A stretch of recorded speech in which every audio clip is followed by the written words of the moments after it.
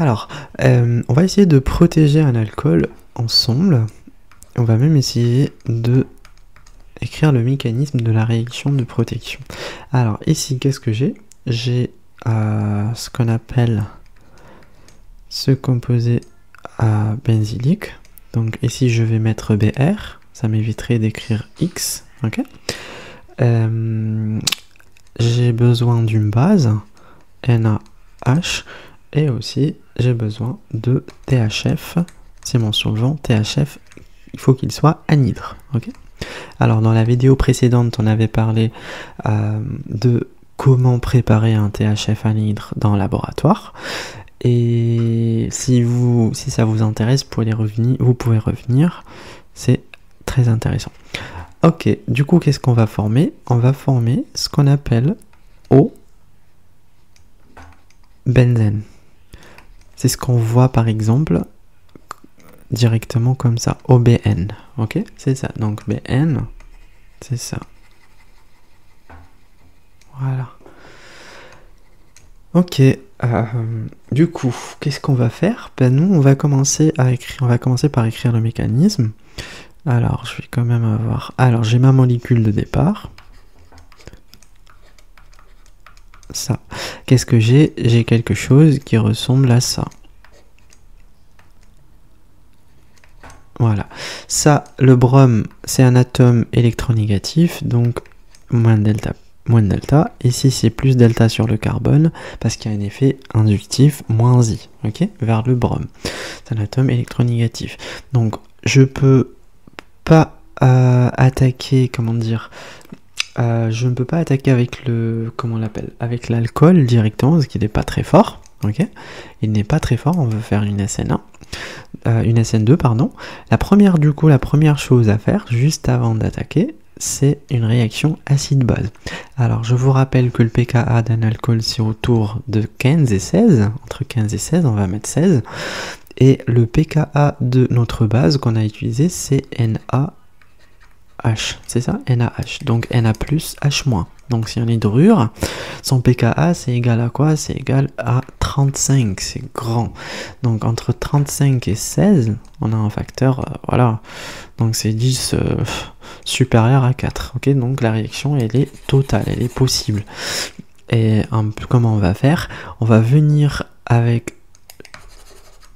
Alors, mon hydrure, on va arracher ce proton. Ok? Faites attention. Cette attaque-là que je fais... Ça, c'est une réaction acide-base et ça se fait pas. Parce que ça, c'est une base et ça, c'est pas acide. Ok? Comment dire?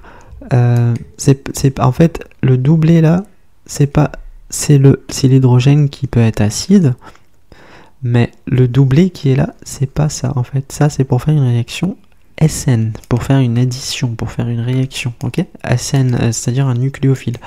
Donc là, c'est à partir de l'hydrure, qui est considérée une base, que je vais arracher ce proton, et je vais former un alcoolate, ok?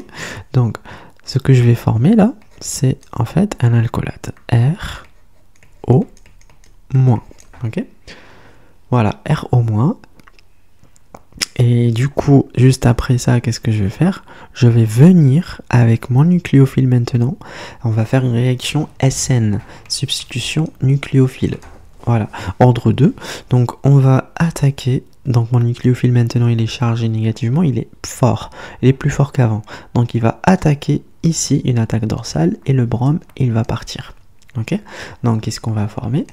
On va former déjà moins Br-, et il part. Et il va rester ce composé benzylique, donc un oxygène qui est attaché à ça. Et voilà, maintenant j'ai ce qu'on appelle OBN, c'est rapide et facile. Voilà, ça c'est BN, benzène, pardon, BN, et ça c'est ma molécule O avec le R. Ok, voilà. C'est ça. Donc, comment on fait pour, comment dire, dans un protocole pour la première réaction acide-base? La première réaction acide-base, je vous rappelle que c'est celle-là. C'est entre l'hydrure, qui joue le rôle d'une base forte, et l'alcool, ok? C'est un acide faible. Donc, comment on fait? on va venir dans un, on va dire, protocole, à peu près. Bon, j'essaie juste de répéter ce que j'ai appris en licence pro, ce que j'apprends toujours. Donc, on a ce qu'on appelle R au moins, pardon, R au H plus H moins, ça donne R au moins. Ok, plus H2. Alors, du coup, comment on va faire? Ben, en fait, on va agiter, on va mettre NaH. Alors, normalement, il faut que je mette NaH. C'est juste pour... ça, c'est H-, Na+. Ok, comme ça, on aura Na ici. Du coup, je rajoute NaH plus mon alcool. Donc, ma base plus mon acide. Et je fais une agitation, ok? Donc on fait une agitation. Après avoir fait l'agitation, ben, en fait, on attend et on s'arrête quand il y a le dégagement gazeux.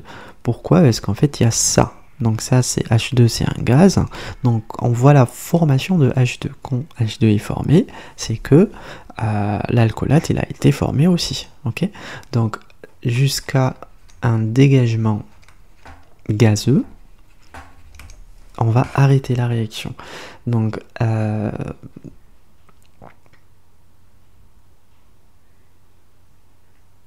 alors, comment dire? Voilà.